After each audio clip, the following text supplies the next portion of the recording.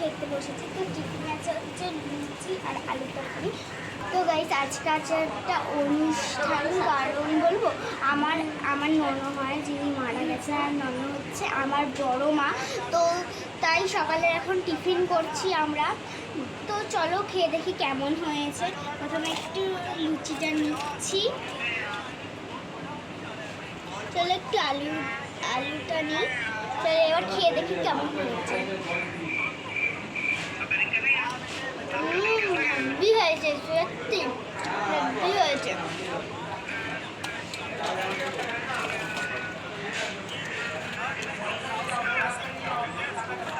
তো গাইস দেখো কালারটা দেখো কতটা, মানে লোভ লাগছে না? তোমাদেরও কি লোভ লাগছে বলো?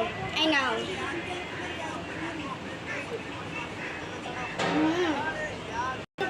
তো গাইস এটা হচ্ছে আমার কাকি দিদির খাবার।